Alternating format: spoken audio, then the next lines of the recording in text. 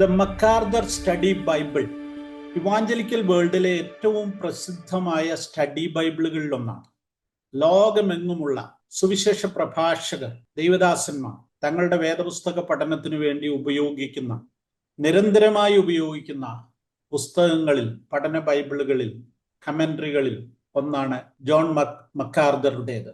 John മക്കാർദർ July 14 താൻ പ്രിയം വെച്ച കർത്തൃസന്നിധിയിലേക്ക് ചേർക്കപ്പെട്ടു.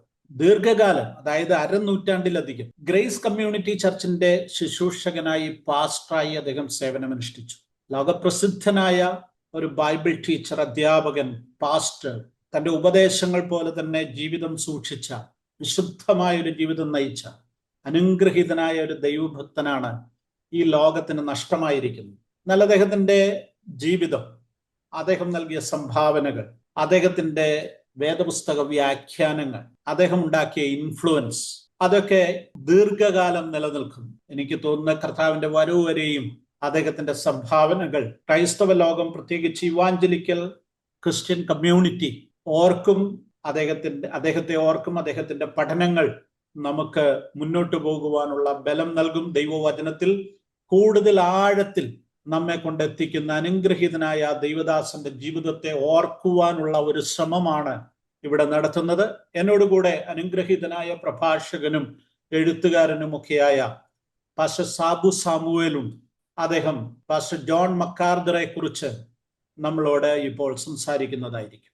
ഹല്ലേലൂയയുടെ പ്ലാറ്റ്ഫോമിൽ പ്രത്യേകിച്ച് കഴിഞ്ഞ ദിവസം കർത്തൃസന്നിധിയിൽ ചേർക്കപ്പെട്ട ജോൺ മക്കാർദർ എന്ന അനുഗ്രഹീത കർത്തൃദാസനെ കുറിച്ച് ചില വാക്കുകൾ അനുസ്മരണമായി സംസാരിക്കുവാൻ ഈ വേദി ഒരുക്കിയതിൽ പ്രത്യേകമായ നന്ദി അറിയിക്കുന്നു. എല്ലാ ഹല്ലേലൂയ വായനക്കാർക്കും പ്രേക്ഷകർക്കും കർത്താവിന്റെ നാമത്തിൽ വന്ദനം പറയുന്നു. ബൈബിൾ അല്പം സീരിയസ് ആയി പഠിക്കാൻ ആഗ്രഹിക്കുന്ന ഏതൊരു വ്യക്തിയുടെയും ലൈബ്രറിയിൽ ഉണ്ടായിരിക്കേണ്ടുന്ന, അല്ലെങ്കിൽ സോഫ്റ്റ് വേർഷൻസ് ആയി മൊബൈലുകളിൽ ഉണ്ടായിരിക്കേണ്ടുന്ന ഒരു ബൈബിൾ സ്റ്റഡി തന്നെയാണ് ജോൺ മക്കാർദറിന്റെ സ്റ്റഡി ബൈബിൾ. ഞാൻ ചില കാര്യങ്ങൾ അദ്ദേഹവുമായി ബന്ധപ്പെട്ട് പ്രേക്ഷകരുമായി പങ്കുവയ്ക്കുവാൻ ആഗ്രഹിക്കുന്ന കാര്യങ്ങൾ ഇവയാണ്. ഒന്ന്, അദ്ദേഹം അമേരിക്കയെ മാത്രമല്ല ലോകത്തെ മുഴുവൻ സ്വാധീനിച്ച ഒരു മികച്ച വേദ അധ്യാപകനാണ്. അദ്ദേഹത്തിന്റെ ഈ സ്റ്റഡി ബൈബിൾ അത് പുറത്തിറങ്ങി ഇത്രയും കാലം കൊണ്ട് ഏകദേശം 26 ലക്ഷം പേര് വാങ്ങിച്ചിട്ടുണ്ട്, വായിച്ച് പഠിക്കുന്നുണ്ട് എന്ന് പറയുമ്പോൾ തന്നെ അദ്ദേഹം ഉണ്ടാക്കിയ ഇൻഫ്ലുവൻസ് എത്ര ആഴത്തിലുള്ളതാണ് എന്ന് നമുക്ക് മനസ്സിലാക്കാം. ശരിക്കും അദ്ദേഹത്തെ കുറിച്ച് പറയുമ്പോൾ ഏറ്റവും പ്രധാനപ്പെട്ട ഒരു കാര്യം, അദ്ദേഹം നീണ്ട 56 വർഷം ഗ്രേസ് കമ്മ്യൂണിറ്റി എന്ന് പറയുന്ന ചർച്ചിന്റെ പാസ്റ്റർ ആയിരുന്നു എന്നുള്ളതാണ്. 56 സുദീർഘ വർഷങ്ങളാണ് അദ്ദേഹം ആ സഭയുടെ ഇടയനായി സേവനമനുഷ്ഠിച്ചത്. കാർക്കശ്യ നിലപാടുള്ള ഒരു ദൈവഭൃത്യനായിരുന്നു അദ്ദേഹം. അദ്ദേഹം ഒരു സെസേഷനിസ്റ്റ് ആണ് എന്ന് പറഞ്ഞാൽ കൃപാവരങ്ങളുടെ കാര്യങ്ങളിലുള്ള ആ ഒരു കാഴ്ചപ്പാട്, അദ്ദേഹം പെന്റക്കോസ്റ്റൽ അല്ലെങ്കിൽ കരിസ്മാറ്റിക് ആശയങ്ങളോട് അത്ര അധികം ആഭിമുഖ്യം പുലർത്തുന്ന ഒരു വ്യക്തിയല്ല. ഇത് മാത്രമല്ല, ഒരു തികഞ്ഞ കാൽവിനിസ്റ്റ് കൂടിയാണ്. എന്നിരുന്നാലും അദ്ദേഹത്തിന് അതിൽ വളരെ കാർക്കശ്യമായ നിലപാടുകൾ ഉണ്ടായിരുന്നപ്പോൾ തന്നെ അദ്ദേഹത്തിന്റെ സമഗ്ര വീക്ഷണവും അദ്ദേഹം നടത്തിയിട്ടുള്ള സമഗ്രമായ സംഭാവനകളും നമുക്ക് പരിശോധിക്കാതിരിക്കാൻ പറ്റില്ല. ശരിക്കും പറഞ്ഞാൽ അദ്ദേഹം ഈ വേഴ്സ് ടു വേഴ്സ് ആയിട്ടുള്ള ബൈബിൾ സ്റ്റഡി വളരെ ഡീപ്പായി കൊണ്ടുവന്ന ഒരു മനുഷ്യനാണ്. ഒരു വാക്യം, അദ്ദേഹത്തിന്റെ ആശയം അതായിരുന്നു, ഒരു വാക്യം ഒരു സമയം. ആ വാക്യത്തെ ശരിക്കും വിശദമായി പറയുക, പഠിക്കുക. അങ്ങനെ അദ്ദേഹം ഒരിക്കൽ മൂഡി ഇൻസ്റ്റിറ്റ്യൂട്ടിൽ ഒരു ക്ലാസ് നടത്തുകയാണ്. മൂഡി ഇൻസ്റ്റിറ്റ്യൂട്ടിലെ ക്ലാസ് നടത്തുന്ന സമയത്ത് അദ്ദേഹത്തിന്റെ ക്ലാസ് അറ്റൻഡ് ചെയ്ത മൂഡി ഇൻസ്റ്റിറ്റ്യൂട്ടിന്റെ വൈസ് പ്രസിഡന്റ് അദ്ദേഹത്തിന് ഭയങ്കര താല്പര്യമായി തോന്നി. കാരണം അദ്ദേഹം ഇങ്ങനെയാണ് പറഞ്ഞത്, 50 മിനിറ്റ് നേരത്തെ ബൈബിൾ ക്ലാസ് 10 മിനിറ്റ് പോലെ തോന്നിപ്പിച്ചു. അങ്ങനെ അദ്ദേഹം ചോദിക്കുകയാണ്, നിങ്ങൾക്കൊരു സ്റ്റഡി ബൈബിൾ തയ്യാറാക്കാമോ? ആ ഒരു പ്രഭാഷണത്തിന്റെയും അനന്തര ഫലമായിട്ടാണ് അദ്ദേഹത്തിന്റെ സ്റ്റഡി ബൈബിൾ പിന്നീട് പുറത്തിറക്കിയത്. കുറെ വർഷങ്ങൾ എടുത്തു ആ വർക്ക് ഫിനിഷ് ചെയ്യാൻ. എങ്കിലും ആദ്യം ന്യൂ ടെസ്റ്റ്മെന്റ് ചെയ്തു, പിന്നെ ഓൾഡ് ടെസ്റ്റ്മെന്റ് ചെയ്തു. അത് മാത്രമല്ല, അദ്ദേഹം 400ഓളം പുസ്തകങ്ങൾ രചിച്ചിട്ടെന്ന് പറയുമ്പോൾ അത് ഒരു മനുഷ്യായുസിന് ചെയ്യാവുന്നതിനും അപ്പുറത്തെ കാര്യങ്ങളായിരുന്നു എന്നുള്ളതാണ് സത്യം. ശരിക്കും അദ്ദേഹത്തിന്റെ ചില വീക്ഷണങ്ങൾ എന്നെ വല്ലാതെ ആകർഷിച്ചിട്ടുണ്ട്. അദ്ദേഹം ഈ കരിസ്മാറ്റിക് ലീഡേഴ്സിനെയൊക്കെ പബ്ലിക്കലി റെഫ്യൂട്ട് ചെയ്യുന്ന ഒരു മനുഷ്യനാണ് എന്ന് പറയുമ്പോഴും ചില പ്രത്യേകതകൾ നമുക്ക് കാണാതിരിക്കാൻ പറ്റില്ല. ഒന്നാമത്തെ കാര്യം, അദ്ദേഹം ബൈബിളിനോട് അദ്ദേഹം കാണിച്ചിരുന്ന പ്രത്യേകമായ ഒരു സ്നേഹമായിരുന്നു ബൈബിളിന്റെ ആ സമഗ്ര ആധിപത്യത്തോടുള്ള അദ്ദേഹത്തിന്റെ വിശ്വാസം. അത് ആഴത്തിലുള്ളതായിരുന്നു, അചഞ്ചലമായിരുന്നു. പ്രത്യേകിച്ച് അദ്ദേഹം പറയുന്ന ഒരു സ്റ്റേറ്റ്മെന്റ് ഉണ്ട്, നിങ്ങൾ ബൈബിളിനെ ഡിഫെൻഡ് ചെയ്യാനൊന്നും പോണ്ട, ബൈബിളിനെ തന്നെ ഡിഫെൻഡ് ചെയ്തോളൂ. പ്രത്യേകിച്ച് 20-ാം നൂറ്റാണ്ടിന്റെ ആരംഭത്തിൽ ഹയർ ക്രിറ്റിസിസം ഒക്കെ വളരെ ശക്തമായി ബൈബിളിന്റെ സോഴ്സുകളെയൊക്കെ ക്രിട്ടിസൈസ് ചെയ്യുന്ന ഒരു കാലഘട്ടത്തിലാണ് അദ്ദേഹം വാറൻ വേഴ്സ്ബി, സ്വിൻഡോൾ തുടങ്ങിയ വ്യക്തികളെല്ലാം ഇവരൊരു കാലഘട്ടത്തിന്റെ ഉൽപ്പന്നങ്ങളാണ്. അവർ ശരിക്കും ബൈബിളിന്റെ അപ്രമാദിത്വത്തെ ശരിക്കും സമൂഹത്തെ ബോധ്യപ്പെടുത്താൻ ശ്രമിച്ച വ്യക്തികളാണ്. പ്രത്യേകിച്ച് ഈ ജോൺ മക്കാദർ. അദ്ദേഹം പറയുന്ന ഒരു സ്റ്റേറ്റ്മെന്റ് ഉണ്ട്, അത് ഇടയ്ക്കിടയ്ക്ക് അദ്ദേഹം പറയുമായിരുന്നു, സിംഹത്തെ നിങ്ങൾ ആരും പ്രതിരോധിക്കേണ്ട ആവശ്യമില്ല, സിംഹത്തെ ആരും നിങ്ങൾ സപ്പോർട്ട് ചെയ്യേണ്ട കാര്യമില്ല, കൂട്ടിൽ നിന്ന് സിംഹത്തെ അഴിച്ചുവിട്ടാൽ മതി, അഴിച്ചുവിട്ടാൽ സിംഹം അതിന്റെ ജോലി ചെയ്തോളൂ, അതിനെ തടുക്കാൻ ആർക്കും കഴിയില്ല. എന്നതുപോലെ തന്നെ ബൈബിളിനെ സ്വതന്ത്രമായി വിശദീകരിച്ചും വ്യാഖ്യാനിച്ചും മുന്നോട്ട് പോകുക, ബൈബിൾ അതിന്റെ അജയമായ യാത്ര ചെയ്തോളും. ഇതായിരുന്നു അദ്ദേഹത്തിന്റെ ഒരു പ്രധാനപ്പെട്ട വീക്ഷണം എന്ന് പറയുന്നത്. അതുപോലെ തന്നെ ഈ എവിടെയും, പ്രത്യേകിച്ച് അദ്ദേഹം കുറച്ച് വർഷങ്ങൾ കഴിഞ്ഞപ്പോഴേക്കും വളരെ പ്രസിദ്ധനായി, അദ്ദേഹത്തിന്റെ സ്റ്റഡി ബൈബിൾ വളരെ പ്രസിദ്ധമായി, ഒരു വിശ്വപ്രസിദ്ധ വേദ അധ്യാപകൻ എന്നുള്ള പൊസിഷനിൽ എത്തിയപ്പോഴും അദ്ദേഹത്തിന് എവിടെയും ആരോടും കാര്യം തുറന്ന് പറയാനുള്ള ഒരു മനസ്ഥിതി ഉണ്ടായിരുന്നു, മനോഭാവം ഉണ്ടായിരുന്നു.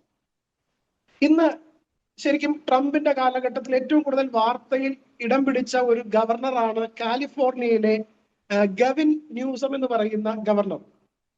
അത് റിപ്പബ്ലിക്കൻ പാർട്ടിയും ഡെമോക്രാറ്റിക് പാർട്ടിയും തമ്മിലുള്ള ടഗ് ഓഫ് വാറിന്റെ ഭാഗമായിട്ടാണ്. ഈ ഗവിൻ ന്യൂസം എന്ന് പറയുന്ന ഈ ഗവർണർ വർഷങ്ങൾക്ക് മുമ്പ് ആദ്യമായിട്ട് കാലിഫോർണിയയിലെ ഗവർണർ ആയപ്പോൾ, ഈ ജോൺ മക്കാദറിന്റെ സഭ കാലിഫോർണിയയിലാണ്, സദേൺ കാലിഫോർണിയയിലാണ്. അപ്പം ഒരിക്കലും ഇവർ ഒരുമിച്ച് കൂടുന്ന ഒരു രംഗം ഉണ്ടാവുന്നു. ഒരു TV ഷോയിലായിരുന്നു, CNN ഒരു TV ഷോയിലാണ് ഇവർ ഒരുമിച്ച് ഒരു അഭിമുഖവും പരസ്പര ചർച്ചയും നടക്കുന്നത്. ആ സമയത്ത് ഈ ഗവിൻ ന്യൂസം, പുള്ളി കുറച്ച് ലിബറലാണ്, ഹയർ ലിബറലാണ്, റാഡിക്കൽ ലിബറൽ ലെഫ്റ്റിസ്റ്റ് എന്ന് വിളിക്കാവുന്ന ഒരു വ്യക്തിയാണ്. അപ്പൊ അദ്ദേഹം പറയുകയാണ്, എനിക്കൊരു ഭാര്യയുണ്ട്, ഞാൻ വിവാഹം കഴിച്ചിരിക്കുന്നത് കാത്തലിക് ചർച്ചിൽ നിന്നാണ്, പക്ഷെ വിവാഹം എന്ന് പറഞ്ഞാൽ രണ്ട് സ്വവർഗ വിഭാഗത്തിൽപ്പെട്ടവർ തമ്മിൽ വിവാഹം നടത്താവുന്നതേ ഉള്ളൂ, ഞങ്ങൾ എങ്ങനെയാണോ കുടുംബജീവിതം നയിക്കുന്നത് അതുപോലെ അവർക്ക് നയിക്കാവുന്നതേ ഉള്ളൂ തുടങ്ങിയ ലിബറലായ ആശയങ്ങൾ ആ CNN, ഇതെല്ലാം ഒരേ പ്ലാറ്റ്ഫോം ആണല്ലോ, ഇവരെല്ലാം കൂടെ അത് പറയുന്ന സമയത്ത് ഈ ജോൺ മക്കാദർ അദ്ദേഹത്തോട് ചോദ്യം ചോദിക്കുന്നു. നിങ്ങൾ ഈ ഗവർണറോട് ചോദിക്കുക, പബ്ലിക് പ്ലാറ്റ്ഫോമിലാണ്, CNN പോലെയുള്ള ഒരു വാർത്താ മാധ്യമത്തിൽ, നിങ്ങൾ ബൈബിൾ ദൈവവചനമാണെന്ന് വിശ്വസിക്കുന്നുണ്ടോ? അന്നേരം ഗവിൻ പറഞ്ഞു, അയ്യോ, ഞാൻ താങ്കളുമായിട്ടുള്ള ഒരു തിയോളജിക്കൽ ഡിബേറ്റിനില്ല. അദ്ദേഹം പറഞ്ഞു, തിയോളജിക്കൽ ഡിബേറ്റ് ഒന്നല്ല ഇവിടുത്തെ വിഷയം, സ്ട്രെയിറ്റ് ഫോർവേഡായി ചോദിക്കാവുന്ന ഒരു ചോദ്യം, ഉത്തരം തരാവുന്ന ഒരു വിഷയമാണ് ചോദിക്കുന്നത്. നിങ്ങളൊരു പ്രൊഫസിംഗ് കാത്തലിക് ആണല്ലോ, അങ്ങനെയെങ്കിൽ ഞാൻ നിങ്ങളോട് ചോദിക്കുന്നു, ബൈബിൾ ദൈവത്തിന്റെ വചനമാണ്, നിങ്ങൾ വിശ്വസിക്കുന്നുണ്ടോ? അദ്ദേഹം എല്ലാം ഉരുണ്ട് കളിക്കാൻ തുടങ്ങി. അവസാനം ഈ ജോൺ മക്കാദർ പറഞ്ഞു, ബൈബിൾ നിങ്ങൾ വിശ്വസിക്കുന്നുണ്ടെങ്കിൽ ദൈവം ഒരാണിനെ പെണ്ണിന് വേണ്ടിയാണ് സൃഷ്ടിച്ചത്, പെണ്ണിനെ ആണിന് വേണ്ടിയാണ് സൃഷ്ടിച്ചത്, അതിൽ കുറഞ്ഞൊന്നും ബൈബിൾ പറയുന്നതല്ല എന്ന് CNN ആ വലിയ ഫ്ലോറിലിരുന്ന്, സ്റ്റുഡിയോ ഫ്ലോറിലിരുന്ന് ധൈര്യസമേതം വിളിച്ചു പറയാൻ കഴിയുന്ന ചങ്കൂറ്റമുള്ള ഒരു വേദാധ്യാപകനായിരുന്നു ജോൺ മക്കാദർ. വേദാധ്യാപകർ ഇഷ്ടം പോലെയുണ്ട്, പക്ഷേ സമൂഹത്തിന്റെ മുഖ്യധാരയിൽ നിൽക്കുന്ന രാഷ്ട്രീയ നേതാക്കളോടൊക്കെ വളരെ ശക്തിയോടെ ദൈവവചനത്തിന്റെ ആധികാരികത വിളിച്ചു പറയണമെന്നുണ്ടെങ്കിൽ അതിനൊരു ആത്മീക ആർജവം ആവശ്യമാണ്. അത് അദ്ദേഹത്തിന് ഉണ്ടായിരുന്നു എന്നുള്ളതാണ് അദ്ദേഹത്തെ ശ്രേഷ്ഠനാക്കിയ, വ്യത്യസ്തനാക്കിയ ഒരു കാര്യം. ഞാൻ ഈ ദിവസങ്ങളിൽ പ്രത്യേകിച്ച് അദ്ദേഹത്തിന്റെ നിര്യാണം നടന്നതിന് ശേഷമുള്ള കുറെ അനുസ്മരണങ്ങൾ ഞാൻ ശ്രദ്ധിക്കുകയുണ്ടായി. അതിൽ എന്നെ ഏറ്റവും അത്ഭുതപ്പെടുത്തിയ ഒരു അനുസ്മരണമാണ് വാസ്തവത്തിൽ ഞാൻ ഇവിടെ പറയാൻ ആഗ്രഹിച്ച ഒരു കാര്യം. അമേരിക്കൻ ഒരു റൈറ്റ് ടു വിങ് മീഡിയയുടെ പേരാണ് ഡെയിലി വയർ. പലർക്കും അറിയാം അത്, ഡെയിലി വയർ. അതിന്റെ സ്ഥാപകന്റെ പേര് ബെൻ ഷാപ്പിറോ എന്നാണ്. അദ്ദേഹം ഒരു യഹൂദനാണ്, അമേരിക്കയിൽ താമസിക്കുന്ന അമേരിക്കൻ സിറ്റിസൺ ആയ ഒരു യഹൂദൻ. പ്രത്യേകിച്ച് ഈ ഗാസ, പാലസ്റ്റീൻ തുടങ്ങിയ വിഷയങ്ങളിലൊക്കെ പ്രോ ഇസ്രായേൽ സ്റ്റാൻഡ് എടുത്തുകൊണ്ട് ശക്തമായിട്ട് സംസാരിക്കുന്ന ഒരു വ്യക്തിയാണ് ഈ ബെൻ ഷാപ്പിറോ എന്ന് പറയുന്ന വ്യക്തി. അദ്ദേഹം ഒരു റിപ്പബ്ലിക് ആശയക്കാരനാണ്, തീവ്ര വലതുപക്ഷക്കാരനുമാണ്. അദ്ദേഹം ഒരിക്കൽ ഈ ജോൺ മക്കാദറിനെ ഇന്റർവ്യൂ ചെയ്ത കാര്യം കഴിഞ്ഞ ദിവസം അനുസ്മരണത്തിൽ അദ്ദേഹം ഇട്ടിരിക്കുന്നത് ഞാൻ വളരെ ശ്രദ്ധയോടെ വായിച്ചു. അതെന്നെ ഭയങ്കരമായി അത്ഭുതപ്പെടുത്തി. അദ്ദേഹം പറയുന്നത്, ഞാൻ ഈ ജോൺ മക്കാദറിനെ ഇന്റർവ്യൂ ചെയ്തിട്ടുണ്ട്, വർഷങ്ങൾക്ക് മുമ്പ് അദ്ദേഹത്തിന്റെ അനുസ്മരണ കുറിപ്പിൽ അദ്ദേഹം പറയുകയാണ്, ഈ ജോൺ മക്കാദറിനെ ഞാൻ വളരെ സമയമെടുത്ത്, സുദീർഘമായ സമയമെടുത്ത് ഇന്റർവ്യൂ ചെയ്തിട്ടുണ്ട്. പക്ഷെ ആദ്യത്തെ അരമണിക്കൂർ അദ്ദേഹം എന്നെ ഇന്റർവ്യൂ ചെയ്യുകയായിരുന്നു. എന്നിട്ട് അദ്ദേഹം പറഞ്ഞതാണ്, നിങ്ങൾ ക്രിസ്ത്യാനി ആവണം, നിങ്ങൾ മാനസാന്തരപ്പെടണം. ശരിക്കും പറഞ്ഞാൽ ഈ മക്കാർദറിനെ ഇന്റർവ്യൂ ചെയ്യാൻ ചെന്നിരിക്കുന്ന യഹൂദനായ വലതുപക്ഷ ചിന്താഗതിക്കാരനായ പ്രോ ഇസ്രായേലായ ബെൻ ഷാപ്പിറോയെ ആദ്യത്തെ അരമണിക്കൂർ ദൈവവചനം പറഞ്ഞ് സുവിശേഷം പറഞ്ഞ് സുവിശേഷത്തിലേക്ക് ആഹ്വാനം ചെയ്തു എന്ന് പറഞ്ഞത് ജോൺ മക്കാദർ അല്ല, ബെൻ ഷാപ്പിറോയാണ്. അദ്ദേഹം പറയുകയാണ്, അദ്ദേഹത്തിന്റെ ആത്മാർത്ഥത, ശരിക്കും പറഞ്ഞാൽ ഞാൻ ഒഫൻഡഡ് ആകേണ്ട ഒരാളാണ്, ഞാൻ ഇൻസൾട്ടഡ് ആകേണ്ട ആളാണ്. പക്ഷെ എനിക്ക് അത്ര ഇൻസൾട്ടിങ് ആയത് തോന്നിയില്ല. കാരണം അദ്ദേഹം എന്റെ ഇറ്റേണിറ്റിയെ പറ്റി അത്രയധികം കൺസേൺ ഉള്ളത് കൊണ്ടാണല്ലോ അദ്ദേഹം അത് പറഞ്ഞത് എന്ന് ആ അനുസ്മരണത്തിൽ അദ്ദേഹം പറയുന്നുണ്ട്. എന്നിട്ട് അദ്ദേഹം പറയുകയാണ്, ഞങ്ങളുടെ പ്രമാണപ്രകാരം, യഹൂദന്റെ വിശ്വാസ പ്രമാണപ്രകാരം ഒരു യഹൂദനല്ലാത്ത വിജാതീയനായ ആള് സ്വർഗത്തിൽ പോകണമെങ്കിൽ ഈ നോവാക്കൈറ്റ് ലോ എന്ന് പറയുന്ന ആ ഒരു സംവിധാനം അവർ അനുവർത്തിച്ചിട്ടുണ്ടെങ്കിൽ, നോവാക്കൈറ്റ് ലോ എന്ന് പറയുന്ന ആ 7 കാര്യങ്ങൾ ഒരു വിജാതീയനായ വ്യക്തി, യഹൂദനല്ലാത്ത ഒരു വ്യക്തി ചെയ്തിട്ടുണ്ടെങ്കിൽ അദ്ദേഹം സ്വർഗത്തിൽ പോകും എന്ന് വിശ്വസിക്കുന്ന ഗ്രൂപ്പാണ് ഞങ്ങൾ. ആ കണക്ക് നോക്കുമ്പോൾ അദ്ദേഹം ക്രിസ്ത്യാനിയാണ്, ഞാൻ യഹൂദനാണ്, പക്ഷെ ജോൺ മക്കാദർ സ്വർഗത്തിൽ പോകും, എനിക്ക് ഉറപ്പാണ്. അതിന്റെ കാരണം, ഒന്ന്, അദ്ദേഹം ഒരു വിഗ്രഹാരാധിയല്ല.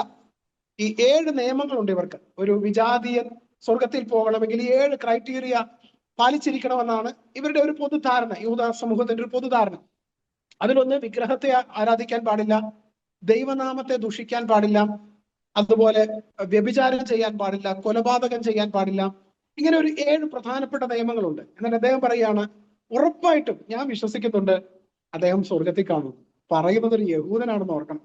അപ്പോൾ എന്തുമാത്രം ഇൻഫ്ലുവൻസ് ജോൺ മക്കാദർ വരുത്തിയിട്ടുണ്ടെന്നുള്ളത് നമ്മെ അത്ഭുതപ്പെടുത്തുന്ന ഒരു കാര്യമാണ്. അദ്ദേഹത്തിന് എല്ലാത്തിനും കണിശമായ നിലപാടുണ്ടായിരുന്നു, ഞാൻ ആരംഭത്തിൽ പറഞ്ഞതുപോലെ. പ്രത്യേകിച്ച് അമേരിക്കയിലുള്ള വലിയ കരിസ്മാറ്റിക് ലീഡേഴ്സ് ആയ വ്യക്തികളുടെ പ്രസംഗങ്ങളെയൊക്കെ വിമർശിക്കുക എന്നുള്ള അദ്ദേഹത്തിന്റെ ഒരു ശൈലിയായിരുന്നു. പക്ഷെ അദ്ദേഹം സുവിശേഷത്തിൽ വിശ്വസിച്ചിരുന്നു, ദൈവവചനത്തിന്റെ അപ്രമാദിത്വത്തിൽ വിശ്വസിച്ചിരുന്നു. അദ്ദേഹം അതിനുവേണ്ടി കനത്ത വില കൊടുത്തിട്ടുണ്ട്, ശക്തമായി പ്രവർത്തിച്ചിട്ടുമുണ്ട്. അദ്ദേഹത്തിന്റെ ഏറ്റവും വലിയ കോൺട്രിബ്യൂഷൻ എന്ന് പറയുന്നത് അദ്ദേഹത്തിന്റെ ഹോൾ ബൈബിൾ കമന്ററിയാണ്, മക്കാദർ സ്റ്റഡി ബൈബിൾ. അതാണ് ഏറ്റവും ഫേമസ്. അത്രയും ഫേമസ് അല്ല ബാക്കിയുള്ള ഒന്നും.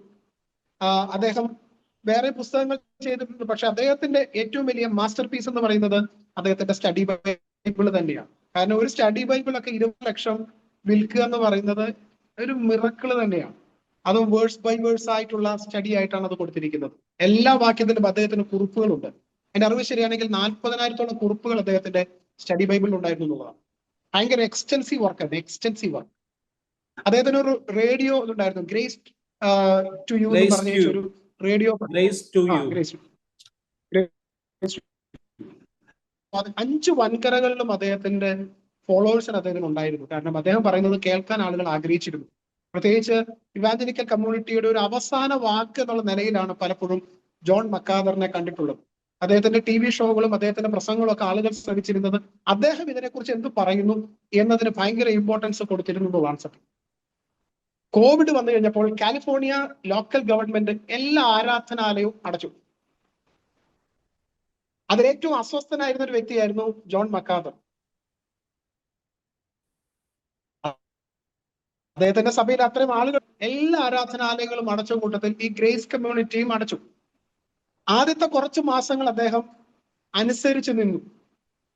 പിന്നെ അദ്ദേഹം നിയമത്തെ മാറ്റിമറിച്ചുകൊണ്ട് അദ്ദേഹത്തിന്റെ കോമ്പൗണ്ടിലേക്ക് ആളുകളെ വിളിച്ച് ആ വിലക്കുള്ളപ്പോൾ തന്നെ ഇത് സഭയാണ്, ഇവിടെ ആളുകൾ വരും, ഇവിടെ ആളുകൾ സ്വയം നിയന്ത്രണം നടത്തുന്നവരാണ് എന്ന് പറഞ്ഞ് പരസ്യമായ ഒരു വെല്ലുവിളി നടത്താൻ, ഞങ്ങൾ പോകുകയാണെങ്കിൽ ദൈവസന്നിധിയിലേക്കാണ് പോകുന്നത്, നിങ്ങൾക്ക് എന്താ പ്രശ്നം എന്ന നിലയിൽ അത്രയും ശക്തമായ ഒരു നിലപാടെടുത്തുകൊണ്ട് ഭയങ്കര വിവാദം ആ സമയത്ത് അമേരിക്കയിൽ അദ്ദേഹം ഉണ്ടാക്കിയിട്ടുണ്ട്. പക്ഷെ അത് ഒരു പ്രോ ചർച്ച് ആക്ടിവിറ്റി ആഗ്രഹിച്ച ശക്തികളും കൊതിച്ച ഒരു വാർത്തയായിരുന്നു. കാരണം ബഹുഭൂരിപക്ഷ ചർച്ചുകളും അടഞ്ഞു കിടക്കുമ്പോൾ, പബ്ബുകളും മറ്റ് സ്ഥാപനങ്ങളും ഒക്കെ തുറന്നിട്ടും ആരാധനാലയം അമേരിക്കയിൽ അടഞ്ഞു കിടന്ന സമയത്ത് ഏറ്റവും ലിബറൽ ആയിരുന്ന കാലിഫോർണിയയിൽ അദ്ദേഹത്തിന്റെ ആരാധനാലയം തുറന്ന് അദ്ദേഹം സഭായോഗം നടത്തി എന്ന് പറയുന്നത് അന്നത്തെ ഒരു വിപ്ലവകരമായ ഒരു കാര്യമായിരുന്നു. ഓക്കെ, സാബു സാമുവേൽ, ജോൺ മക്കാർദറെ കുറിച്ച് ഏറ്റവും നല്ല ഒരു അനുസ്മരണം ഹല്ലേലൂയയുടെ പ്രേക്ഷകർക്ക് വേണ്ടി പറഞ്ഞതിൽ അതിയായ സന്തോഷമുണ്ട്. 86 വയസ്സായിരുന്നു അദ്ദേഹത്തിന്, 86 വയസ്സ്. അദ്ദേഹത്തിന്റെ ജീവിതത്തിന്റെ അവസാന നിമിഷം വരെയും അദ്ദേഹം ദൈവവചനം പഠിപ്പിച്ചുകൊണ്ടേയിരുന്നു. ന്യൂമോണിയ ബാധിതനായി ജീവിതത്തിന്റെ അവസാന ദിവസങ്ങളിൽ അദ്ദേഹം ഹോസ്പിറ്റലൈസ്ഡ് ആയിരുന്നു. എന്നാൽ അദ്ദേഹത്തിന് വേണ്ടി ലോകം മുഴുവൻ പ്രാർത്ഥിച്ചു, അദ്ദേഹത്തിന്റെ സഭ പ്രാർത്ഥിച്ചു. ദൈവം തന്റെ സമയമായപ്പോൾ അദ്ദേഹത്തെ കർത്തൃസന്നിധിയിലേക്ക് ചേർത്തു. ഏതായാലും അനുഗ്രഹീതമായ ഫലകരമായ ഒരു ജീവിതത്തിന്റെ ഓർമ്മകളാണ് ഇന്ന് പാസ്റ്റർ സാബു സാമുവേൽ നമ്മുടെ മുൻപിൽ പങ്കുവച്ചത്. അദ്ദേഹത്തിന്റെ പ്രവൃത്തികൾ അദ്ദേഹത്തെ പിന്തുടരും എന്നുള്ള ദൈവവചനം പോലെ അദ്ദേഹം നടത്തിയിട്ടുള്ള വേദ പഠനങ്ങൾ, അദ്ദേഹം നമുക്ക് സംഭാവന നൽകിയിട്ടുള്ള തൻ്റെ ജീവിതം കൊണ്ട് ലോകത്തിന് നൽകിയിരിക്കുന്ന വേദപുസ്തക വ്യാഖ്യാനം, ദൈവവചനത്തിന്റെ ഓരോ വാക്യങ്ങളെടുത്തുള്ള പഠനം പിൽക്കാലത്ത് ഇനിയും വരുവാൻ പോകുന്ന തലമുറകൾക്ക് വരെ അനുഗ്രഹമായി മാറും എന്നുള്ളതിന് യാതൊരു സംശയവുമില്ല. ലോകമുള്ള കാലത്തോളം അദ്ദേഹത്തിന്റെ പഠനങ്ങൾ ശ്രദ്ധിക്കപ്പെടും. അത് വീണ്ടും വീണ്ടും നമ്മൾ വായിക്കുകയും പഠിക്കുകയും ചെയ്യുമ്പോൾ പുതിയ ഉൾക്കാഴ്ചകളിലേക്ക് ഓരോ ക്രിസ്തീയ വിശ്വാസിയും നയിക്കുന്നതായിരിക്കും എന്നുള്ളതിന് യാതൊരു സംശയവുമില്ല. 42 വർഷങ്ങളാണ് അദ്ദേഹം തുടർമാനമായി പുതിയ നിയമത്തിൽ നിന്ന് പ്രസംഗിച്ചത്. 42 വർഷങ്ങൾ തുടർച്ചയായി പ്രസംഗിച്ച ആ പ്രസംഗങ്ങളാണ് ന്യൂ ടെസ്റ്റ്മെന്റ് കമന്ററി അദ്ദേഹത്തിൻ്റെതായി ഇറങ്ങിയിരിക്കുന്നതെന്ന് ഓർക്കുമ്പോൾ എത്ര മഹത്തരമായ ഒരു സംഭാവനയാണ് അദ്ദേഹത്തിൽ നിന്ന് ക്രൈസ്തവ ലോകത്തിന് ലഭിച്ചിരിക്കുന്നതെന്ന് ഓർത്ത് ദൈവത്തെ സ്തുതിക്കുക. അദ്ദേഹത്തിന്റെ ഭാര്യ പട്രീഷ, അദ്ദേഹത്തിന് 4 മക്കളുണ്ട്, മാറ്റ്, മാക്സി, മാർക്ക്, മെലിൻഡ. 15 പേരക്കുട്ടികളും അദ്ദേഹത്തിനുണ്ട്. ആ കുടുംബത്തെ ഓർത്ത് ദൈവത്തെ സ്തുതിക്കുന്നു. എനിവേ, ഈ സമയം നമുക്ക് വേണ്ടി കണ്ടെത്തി കാര്യങ്ങൾ അവതരിപ്പിച്ച പാസ്റ്റർ സാബു സാമുവേലിന് നന്ദി പറഞ്ഞുകൊണ്ട് നിർത്തുന്നു. Thank you.